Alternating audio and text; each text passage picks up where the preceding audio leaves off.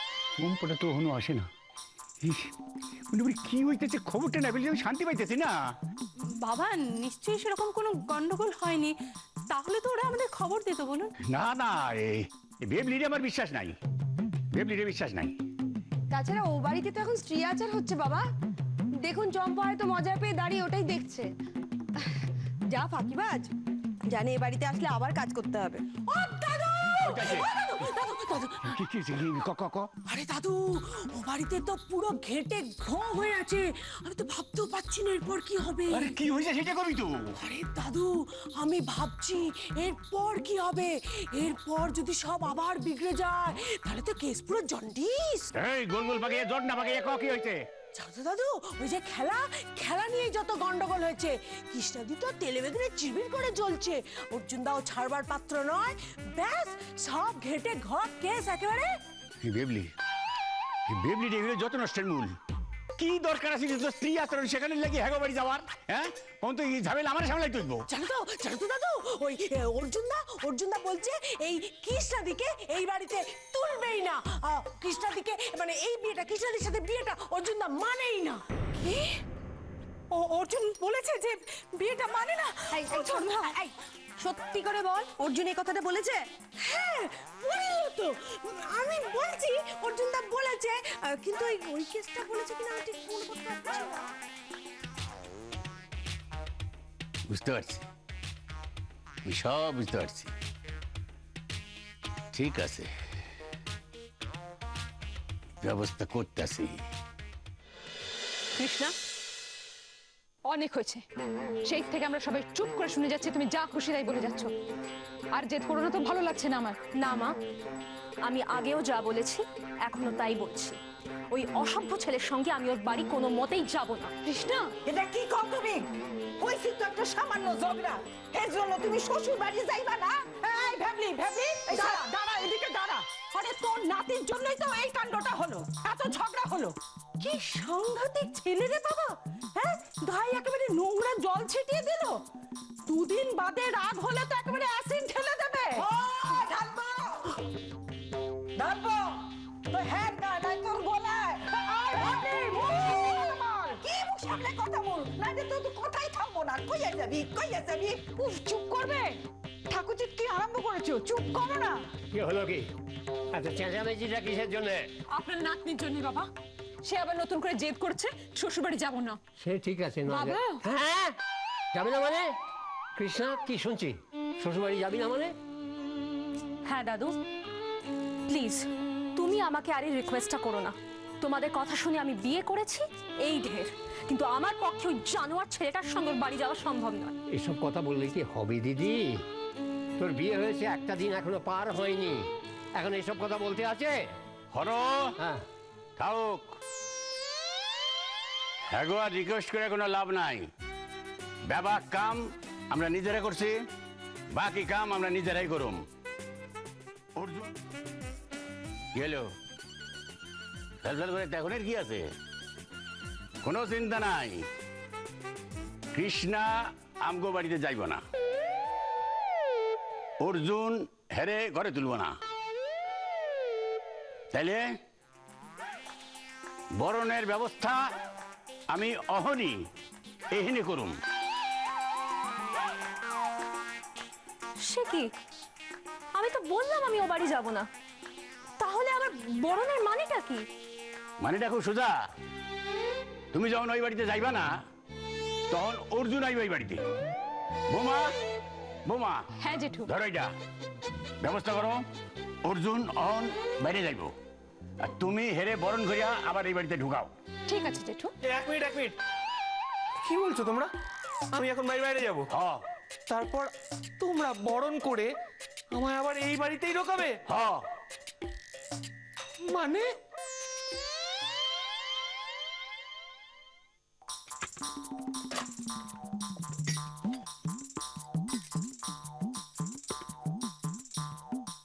আচ্ছা বরদাদা বাবু, আমি কি বলছিলাম সেটা হচ্ছে কৃষ্ণাদি যদি সত্যি সত্যি এ বাড়িতে না আসতে চায় তাহলে কি হবে? অবধি আমি কি বলছি শোনো না, কৃষ্ণাদি যদি এই বাড়িতে আসতে না চায় তাহলে কি হবে?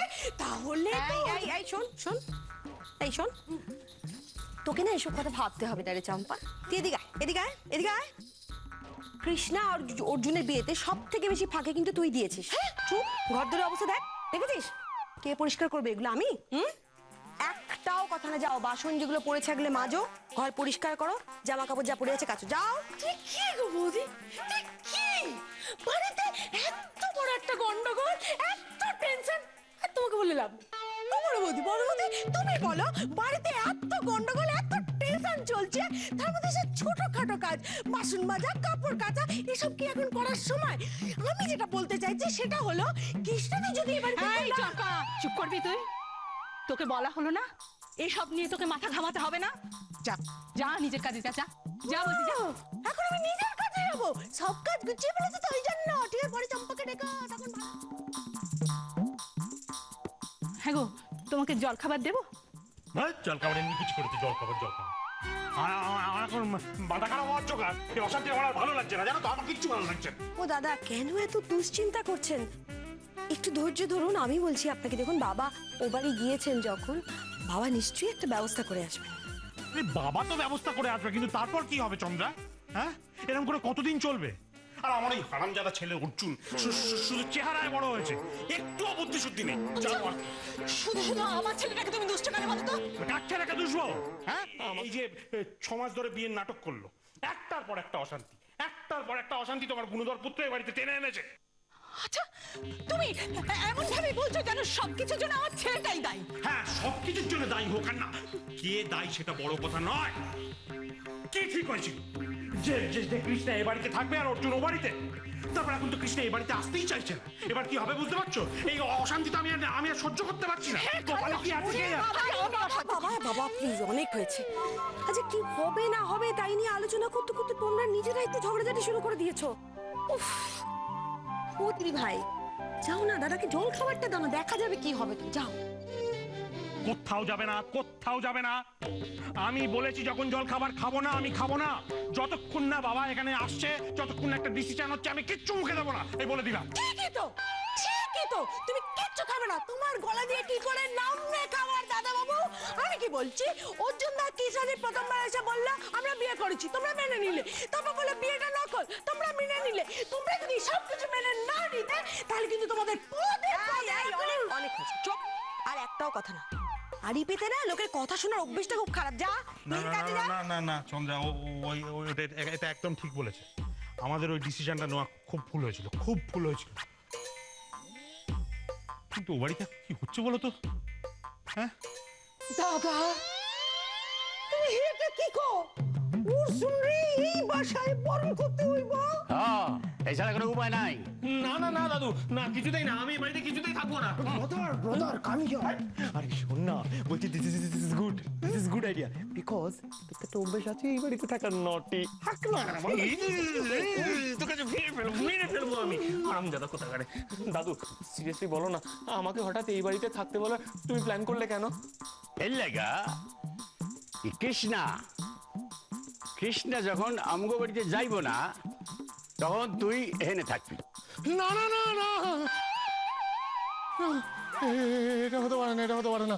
কাল থেকে একটার পর একটা আমার সর্বনাশ হয়ে চলেছে, এটা আবার একটা নতুন সর্বনাশ। না, এই বিপর্যয় কিছুতেই হতে পারে না, কিছুতেই না। কি করবি রে বোচাই, এটা তোর কপাল। তোর জামাই আবার এ বাড়িতে এসে তোর ঘাড়ে চেপে বসলো। আরে না, আমি কি করেছি বলতো? আমি কি করেছি যে বাঙাল বেটা কিছুতেই আমার পেছন যাচ্ছে না? না, এটা তোমরা একটা কিছু ব্যবস্থা করো, জনের বাড়িতে না থাকে ওকে নিয়ে যাও। অহনারে কথা কইয়া কি হইব ক? কেন রে বাবু, হবে না কেন? কি রে? দেখ না, বোচাই নিজেই ঠিক ব্যবস্থা করে দেবে। তাই? হ্যাঁ। কি রে বোচাই, পারবি না ব্যবস্থা করতে? আমি কি করে করব?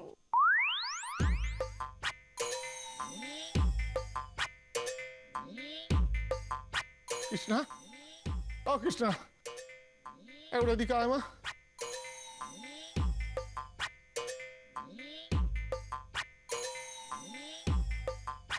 শোন না, বলছি এই বাঙাল বজ্জার ছেলেটা এই বাড়িতে থাকলে আমার বাঁচা দায় হয়ে যাবে, তুমি বিশ্বাস করো। আমায় ভুল বুঝিস না, আমি এই বুকে বুকে পাথর চাপাবি, আমি তোকে বলছি। তুই বাঙাল বাড়িতে যাওয়া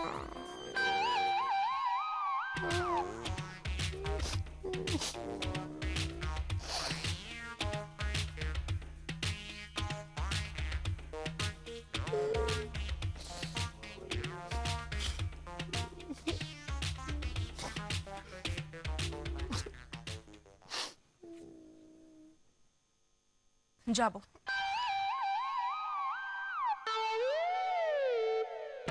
এই বাঙাল অসভ্য ছোট লোকটার হাত থেকে আমার বাড়িকে বাঁচাতে